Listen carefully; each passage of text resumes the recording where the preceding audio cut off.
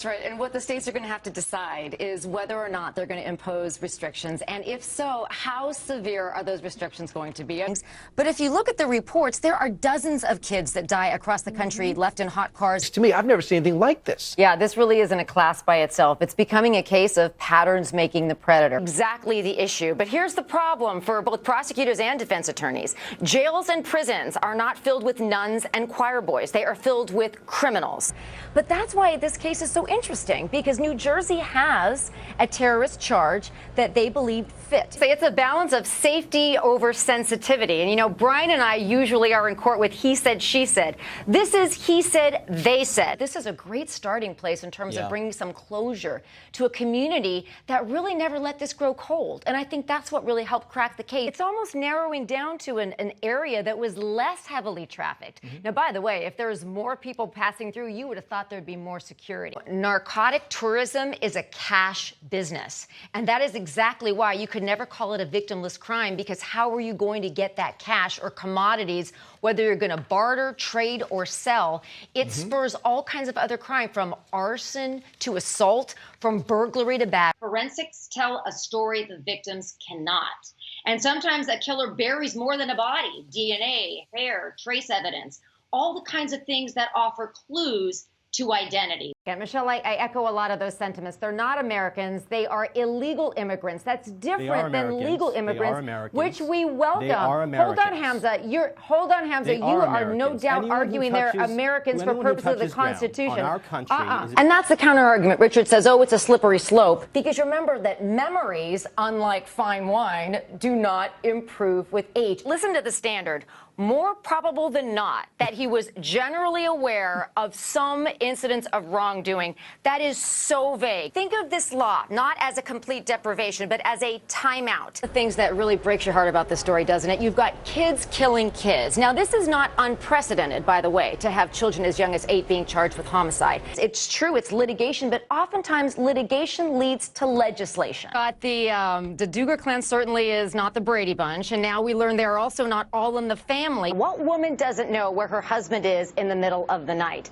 The question is this ignorance in the moment, or does it reflect a greater ignorance of his activities? We know now this man was a triple threat. He was radicalized, armed, and angry. Whether the anger stemmed from identity or ideology, this trio of risk factors was something that we would expect that she would have known about. And that's while he is feeling fatigued. I can imagine what this guy is like when he has a lot of energy.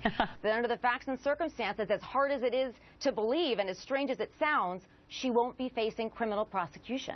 In a CSI world of forensic evidence, it's hard to go missing without a trace. Premeditation can be formed in a very small period of time. Companies have a level of corporate social responsibility. Emotions are high. It's a horrible crime. Everybody's angry. Now, it's true the ballistics support the fact that it ricocheted, but that doesn't necessarily absolve the defendant from liability from a murder charge. But when it comes to hate crime, that's a bit of a misnomer, because prosecutors don't need to prove hate. All they need to prove is that a victim was selected based, and listen to the way it's phrased, on his or her membership, actual or perceived, in a protected category. That can be race, nationality, religion, sexual orientation, what have you. Counter-protesters are not a protected group. Hello, everyone. I'm Wendy Patrick. Welcome to the Daily Ledger. Also, the movement to prevent sexual assaults and rape on college campuses. Next on the Daily Ledger, nuclear inspectors strike out. That's true, but emotionally it's got a lot of appeal, this lawsuit. We'll see what the I'm going to join if she wins. Well, circumstantial evidence is just as good as direct evidence, and they have hit this jury with an avalanche of circumstantial evidence. We want to make sure that those strong statements are really followed by strong actions, because actions speak louder than words. Well, first of all, man's best friend is not his dog, it's his family. She committed the crime, she's been convicted for it. Do we kill her for it? Mercedes Colwin and Wendy Patrick next. So it really boils down to, in a word, perception. Was this a coordinated attack or a coincidence? It doesn't look like the second attack was a spur-of-the-moment decision. And that's the issue. Is it an ambush or an accident? This is the bad shot defense. I, too, have a mother whom I adore, and I can't believe we're talking about this kind of a case. He uses his hands to emphasize certain of the points that he wants to believe, as while nothing was criminal, they posted it in order to raise public awareness. What strikes you? Well, what strikes me about this race on both sides now is the fact that to voters, credibility counts. It's a great question, Susanna. It's state by state. For example, in California, we don't have a statute, but that is of this year because litigation leads to legislation. You know, people that sleep with their cell phones, although none of us are going to admit to that. It's always easier to prove civil liability once you have criminal liability. Right. Well, they're not just looking at where there's smoke, there's fire. They're trying to find out whether or not there's smoke.